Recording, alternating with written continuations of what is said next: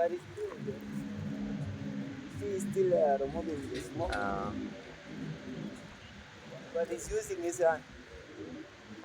And there is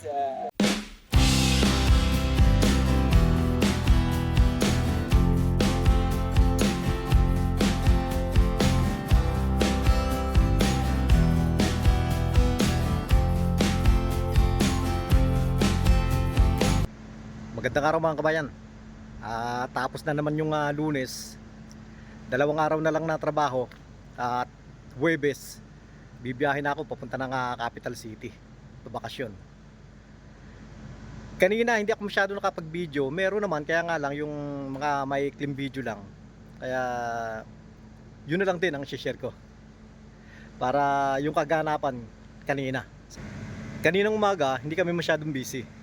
Kaya inaaya uli ako ni James doon sa cafeteria, doon sa may ilalim ng malaking puno.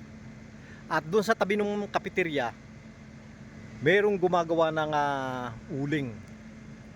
Sa totoo lang, nung nandun ako sa Pilipinas, hindi pa ako nakakita ng gumagawa ng uling. Dito pa ako nakakita.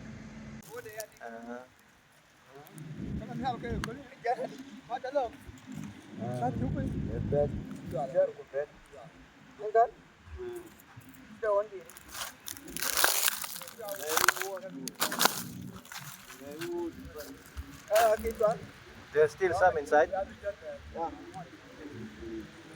but he's still removing the smoke, but he's using his hand. And there is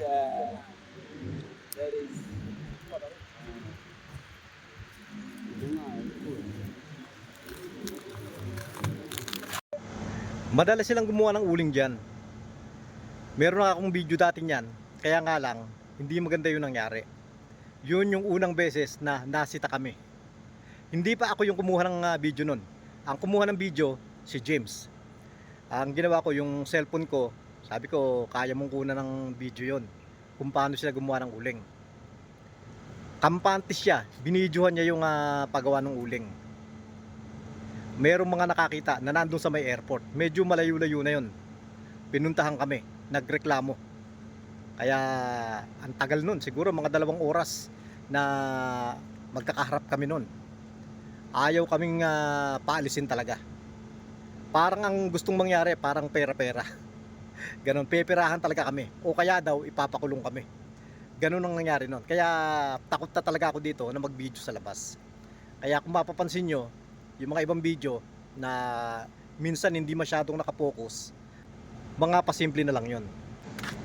Buti na lang medyo malapit lang sa amin. Kaya ang umareglo nun, yung head of security pa namin dito. Pero naayos naman, walang bayad. Basta naareglo nila, pakiusapan na lang.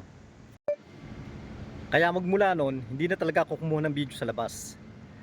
Ang problema, maraming mga viewer natin ang nagre-request na baka naman daw pwedeng magkaroon ng mga video sa labas para makita rin nila. Kaya napilitan ako na pag-aralan kung paano yung pagkuha ng pasikreto. Sa harap ito ng workshop namin. Yung lugar na yan, airport na yan. Dito lang yung may cafeteria. Dito kami madalas tumambay ni James. Ito nga palang motor na to, ito yung Senke. Dati, ito yung pinakamaraming motor dito. Pero ngayon, budgets na.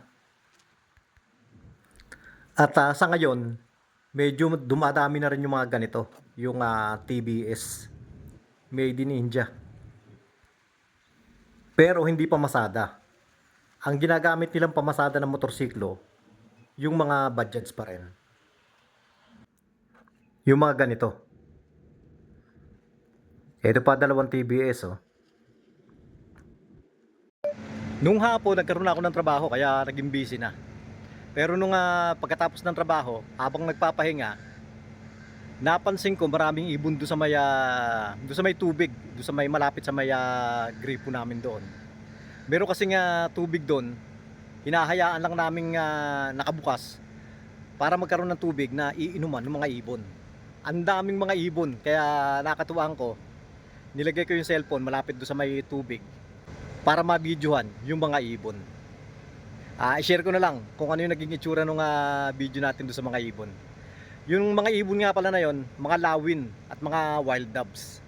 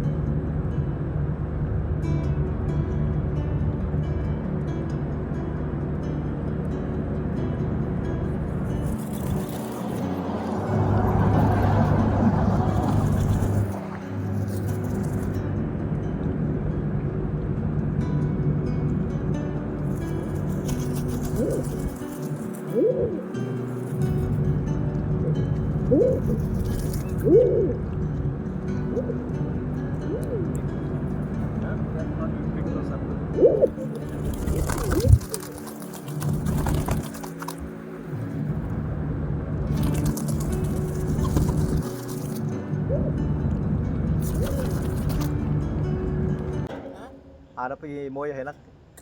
Online? Kam? Itnin ha? Wah, syapran lek.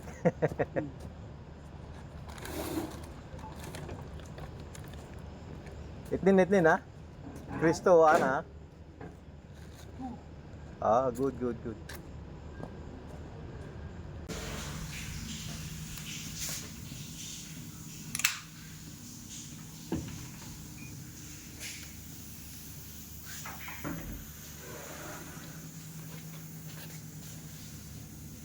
Mabuti naman nagdala ng tubig. Pero nakabili na ako nung isang galon eh. Pero okay na rin 'yan. Ewan ko nga lang, baka maubos yan pag bakasyon ko. Dahil pag wala kami dito, yung mga kwarto namin, ipinapagamit din yan sa iba. Pagka merong magre-renta, pinaparentahan din yan. At pag nakita siguro may tubig doon sa loob, baka inumin din yun nung re-renta dyan.